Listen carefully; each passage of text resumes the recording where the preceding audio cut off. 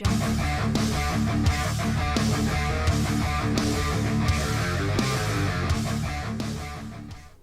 is up, Pokey Rockers? We have ourselves a heckin' of a video. We are going to be talking about one of the coolest Charizards that you can get. Of course, I mean, there's plenty of Charizards out there. There's a lot of Charizards that are cool, practically all of them.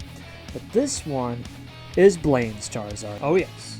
And before we go any further, I want to give a shout out to all of the people of whom were involved that I have purchased from with the whole line of the Charizard, the Blaine's, Charmander, both of them, which of course we are going to be talking about that in this video. The Charmeleon, the Blaine itself, and the Charizard. So first and foremost, we have Data Chef TCS for the absolutely glorious, I mean, this Blaine's trainer card. This Blaine is, let me get this in focus. There you go. Just top mint condition. Very nice. Not even a white spot anywhere on this card. Beautiful Blaine's trainer card. Then we have 513 Flipper and Bry Guy 24 for this version of the Charmander. Very nice, very nice. And then the Gaming Outpost for this Charmander. And like I said, we're going to get into why there are two Charmander versions. Is this the first time that we've seen some alternate artwork? Maybe, but we'll find out soon. Then we have, for the Charmeleon, City of Roses collectibles. I mean, these cards, the caretakers of these cards, truly kept them in some of the best condition. And then finally, big shout out, Bird M95, also known as Backtalk Big Boy, as far as the YouTube handle. And I mean, look, I don't know if you can see this. I'm gonna try my best. Maybe the lighting is a little off here. Let me see here. I'm going to try and find it. Okay. There's a swirl right in the smack dab middle of the flamethrower there. Golly, I wish I could show it better. There. That's probably the best shot. You want to know what the chances of getting a swirl middle of the flamethrower on this Charizard? 5%. A 5% chance that will ever happen with this card. And if you want to know more about how I know what your swirl chances are on a card, let me know in the comments below. I'll be more than happy to make a video like that. But truly, just a beautiful card. All of the cards are in immaculate condition. The eBay sellers have been wonderful. Please do check them out. I'll have links in the description below to all of the eBay sellers that I just mentioned. Like I said, go check them out. All right. The first thing we need to talk about here, when we're talking about the Blaine's Charizards, all right, we need to talk about Blaine first. And this is going to be crucial in understanding why Blaine may or may not have the Pokemon that he does, or at least given to him in the TCG, especially a freaking Charizard. Okay? So who is Blaine? Well, Blaine is a Kanto region gym leader on the island of Cinnabar. He is unaged. I try to look up this information on the official Pokemon website. I would comfortably put him in his 60s, maybe early 70s. Blaine has an interesting background, of which many of the gym leaders actually do. So if you want to learn about the gym leaders, let me know in the comments below. As you can see, there's going to be a lot of content coming all y'all's way. Blaine is a scientist, but not just any scientist. He exclusively worked with Team Rocket and spearheaded much of the Mewtwo project with genetic splicing and all of that fun stuff. You ever wonder why you found all those Ditto in the mansion on Cinnabar? Huh? Oh yeah, Blaine was involved with that. Blaine, however, did have a change of heart in the later of his career, understanding, of course, the error of his ways. You know, that old trope. Blaine in the manga is incredibly competent and steel-minded.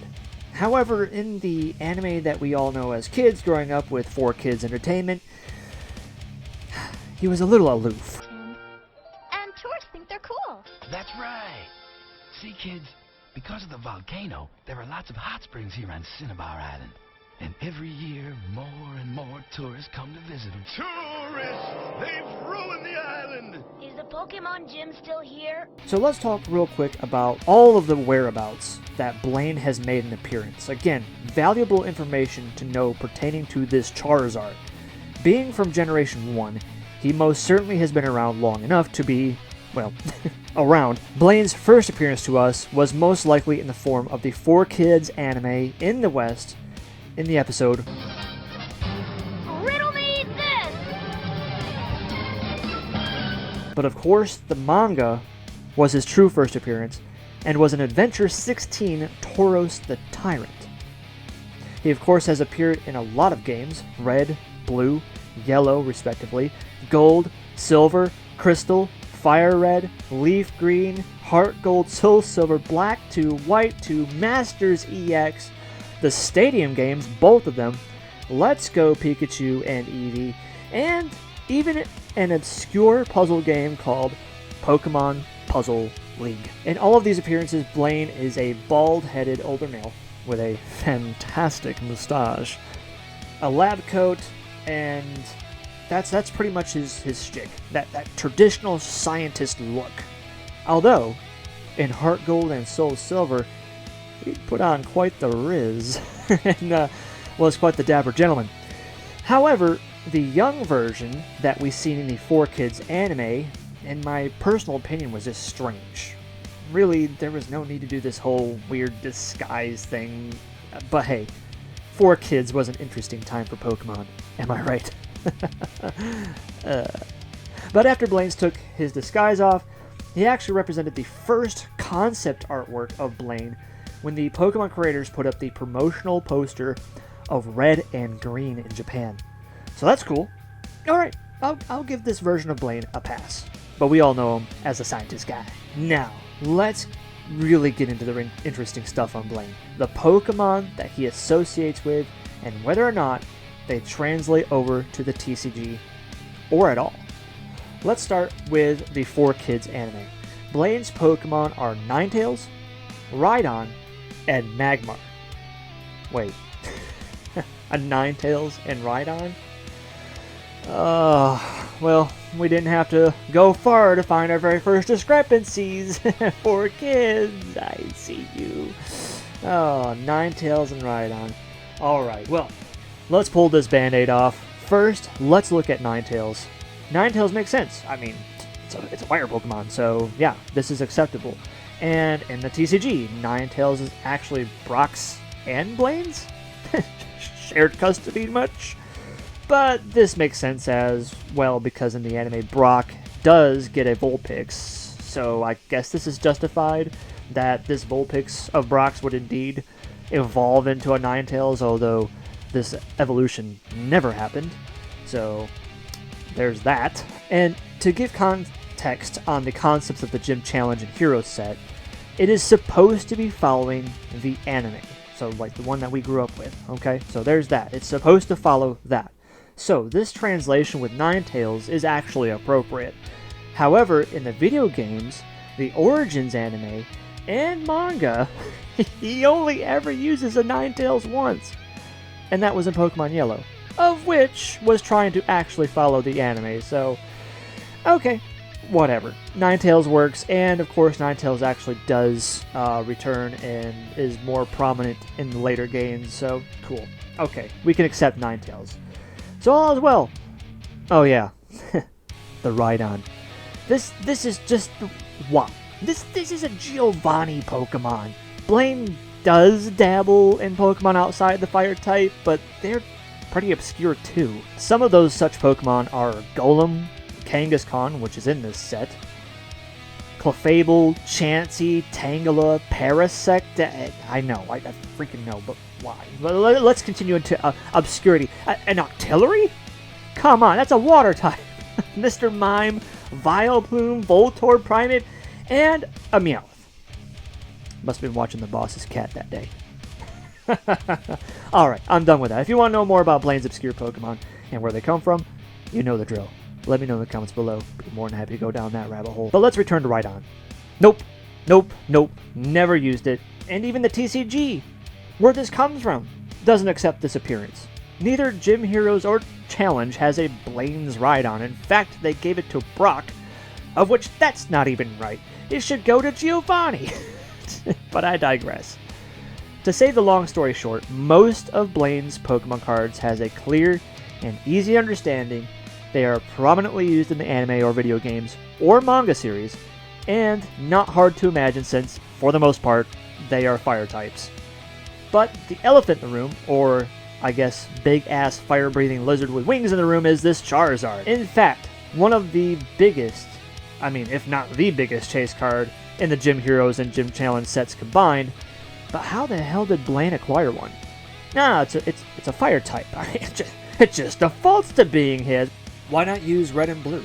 Or by extension for us Western folk, Ash and Gary. They gave Erica a Venusaur, and if not them, then why didn't Misty get a Blastoise? Who knows? It would have made much more sense. But if we want to kind of delve into maybe their reasoning why they didn't do that, although this is a little far-fetched, but hey, I dug up as much information as I could, alright? The Gym Hero and Gym Challenge sets came out August 14th and October 16th in the year 2000, respectively. Ash's Charmeleon evolved into Charizard on the episode Attack of the Prehistoric Pokemon, of which, if the company thought about this, which I can't confirm or deny that they did, about adding Ash and Gary into a Gym Trainer TCG set, but this is a gym set, so all of the cards had to be after gym trainers. Although Team Rocket apparently gets Pokemon and there is no Team Rocket dedicated gym, but I'm not complaining. So we have yet to answer, why does Blaine get a Charizard? If not used in the anime, then where? The only time that us normies see Blaine use a Charizard is all the way in the future, 12 years later, in Black and White 2. You got some splaining to do, Pokemon. How does it take you 12 years to bring about a Charizard for Blaine when he never has had one except for this one appearance in the Gym Challenge TCG set? Like, what the fuck? You just wanted to put a Charizard chase in there because, Charizard sells and you gotta have Charizard, and it's a fire type, so, Blaine gets it. Bye. Well, if we are willing to forego the anime and jump into the obscure, Blaine does in fact use a Charizard, and uses one before the release of the Gym Challenge set. I know. Ooh, mystery, crazy. The first appearance of the alleged Blaine's Charizard is in a manga series called Pokemon Zencho. Yeah, you ever hear of that? If so, nerd! If not, like myself, I had to wonder when, where, and why. Pokemon Zencho, also essentially Pocket Monsters Complete Comic Book Edition, is a shonen manga directly based on the Pokemon games. It follows the plot, or at least supposed to follow the plot, of Red and Blue, closer than any of the other manga that's in the Pokemon universe, or in production. The entire manga was released by Shogakukan in a single volume containing 10 chapters, and was written and illustrated by Satomi Nakamura. The manga debuted in Japan in 1998, so well before the American release of the gym sets, and even the Japanese gym set, which came out in 1999. So damn, we are on a roll. We might have hit the jackpot as to why we see Blaine rocking a Charizard, baby. Hell yeah! Let's get into it further, shall we? The chapter in this book that this Blaine's Charizard makes an appearance is in Chapter 7.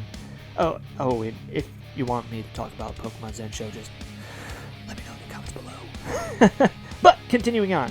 In Chapter 7 of this manga, Ash is on a Lapras, dreaming sweet nothings about Misty. Then a wild Articuno appears! Whoa, I know! Ash, or in the series he is called Satoshi, wants to catch it, but the dumb bird flies away! You fly away, bird! Blaine shows up and is like, why you let it go? Then they go back to Pallet Town. Oak is chilling with a bunch of girls. Blaine spits up that he's been working on the Mewtwo project. And Blaine's all like, I love Articuno. Why I gave him an Italian accent, I don't know. He looks like he eats meatballs and spaghetti. And Satoshi's like, cool, let's battle. And Blaine is like, fuck yeah. Bada bing, bada boom. Ash wins, or Satoshi wins. Charmeleon turns into Charizard. Absolutely adorable, so kawaii. And then they're like, fuck yeah, let's go catch an ice bird. Battle ensues.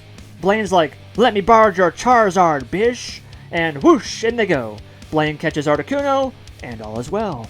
Such a lovely story. But, shit. It was never Blaine's Charizard. Fuck. Well, at least for me, it's reason enough to say Blaine did, in fact, use a Charizard, even though it wasn't his, at some point in time, of which disregarding that Blaine's Charizard is just a simple excuse to sell more Charizards and packs to children because by this point in time, Pokemon Company knew us Western folk are hard for Charizard. Alright. So, big mystery solved. Shut the case. We're done here. No? Well, why the hell not? Yeah. We need to look at these cards a little bit more. There's a bit of an oddity with this Charizard line. And really that oddity starts with these Charmanders. There are two versions of this card. So, I guess you could say there is an alternate artwork.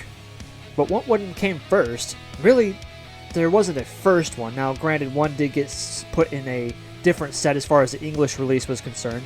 If we look into the two sets and disregarding any Pokemon with a different trainer's name like Brock's and Blaine's Ninetales, there are quite a few cards that have the same trainer name plus Pokemon name. Just different artwork and move sets. But why? This took some extra digging. What I turned up was fucking nothing. Even though in the long run of things, it really doesn't make much sense. The example I want to use here is Erica's Gloom. The damn thing does most the same shit, but one has 10 more HP, well that's helpful, and their effects differ a bit, so maybe you could have one version and the other version and have maybe a tactical outlook on your gameplay? Who the fuck knows? This level of detailed breakdown of a 24-year-old set is going to be impossible, unless I can sit right in front of the creators and be like, the hell. So aside from having possible tactical advantages, what else is there to say? Well, with the Charmander, we have to delve deeper. Reasons why is it's part of this crazy Charizard line, and it's the topic of the damn video. So yeah, we have to delve a little deeper. So, as I just said, there are a lot of duplicate Pokemon. However, the two Blaine's Charmanders are not in the same set. Okay, strange, but it isn't the only one. In fact, there are quite a few that are in both sets. A few examples would be like Lieutenant Surge's Raichu, Brock's Graveler, and Sandslash. Brock and Blaine's Vulpix get doubled. Crazy. Why? Sabrina's Haunter, and more. So what the hoo-hey? The conclusion I had to make here is that they fucked up. Really, I mean, think about it. It was a great idea, you know, having the gym trainers, Pokemon make appearances, and conceptually on paper was just a fantastic idea. And of course, they were some of the coolest sets to ever come out, and most memorable. But I am leaning to the side that they discovered after already printing the first set, they didn't have enough Pokemon to actually warrant two sets without this absurd duplication. I mean, we are only in Generation 1 after all. There really isn't a whole lot of Pokemon to choose from, and some Pokemon absolutely make no sense, like Porygon, but it's still in there. Take the final evolutions into account. In actuality, there's only 81 total Pokemon if we take out all the pre-evolutions. And we can also take Mew out, so that really makes it 80. And between those 80 and the Gym Hero and Challenge sets, 66 out of those 80 were used. So they were only missing 14 Pokemon.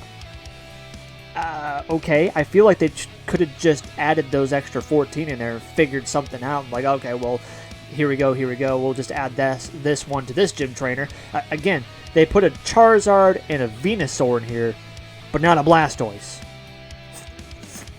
For what reason? Hey, you know what? I didn't come up with Pokemon. I didn't come up with the gym sets. So by all means, the fuck do I know? The artwork for the Charizard line is done by none other than Ken Sugimori.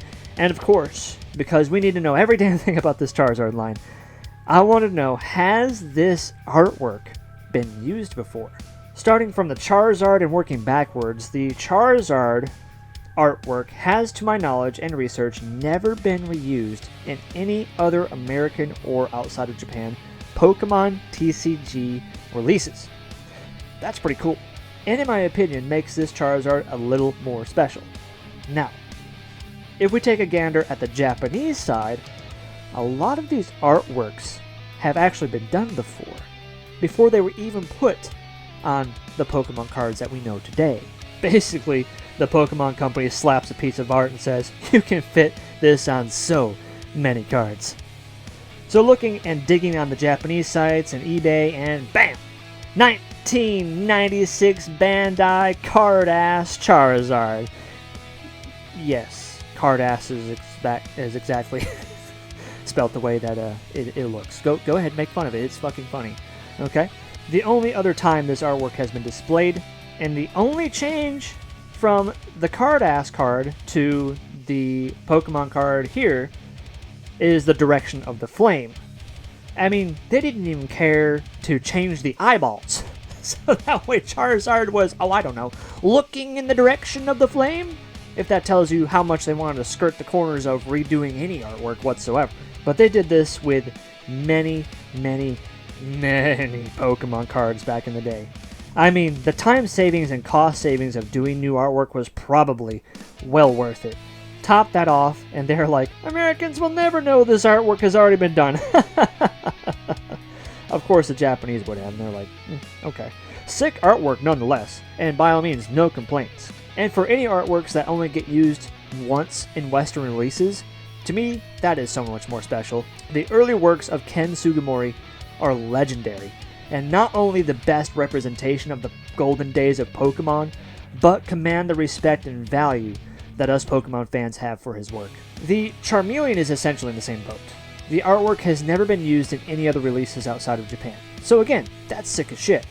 But if we go back to the land of origin, we indeed find the same artwork on another Card-Ass product, and funnily enough, it segues perfectly into the Charmander line, which is the same story.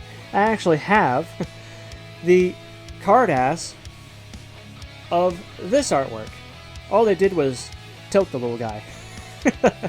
But it's the same thing. No redos, no different highlights. Maybe the flame work got a little touch up, but again, in the artist world of things, took little effort to do this transposition of the artwork. And this is confirming once and for all that Pokemon clearly did not have time, or more importantly, Ken Sugimori, to make artwork as fast as the game was progressing. And Ken was like, I'm not cranking art at breakneck paces. Hire more people. Well, Poke Rockers, I think that about wraps it up for the Blaine's Charizard line. I learned a lot delving into the Gym Challenge and Hero set. There is much more to discover here, and I will be doing future videos on as many Pokemon cards as I can.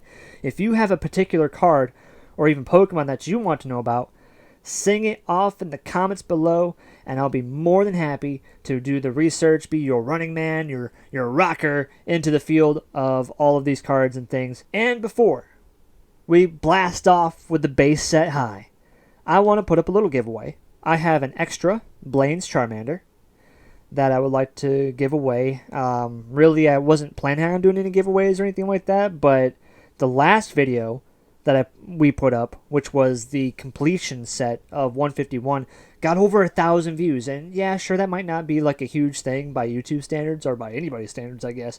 But I didn't ask anybody. I mean, we're just doing this for fun. And the fact that a lot of people viewed that video, it's cool. It's special.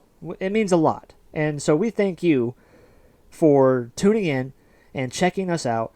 And so what better way than just to give a little something. So anyways, if you leave a comment in this video, you will be put into the drawing. And then the next video that I put out is going to say, just basically stay tuned. I'm going to make sure I put in the comment or in the title of the video, giveaway winner announced. And so therefore you will know who will win in that video. But again, thanks for rocking out with me, and you all have a rockin' day. Yeah!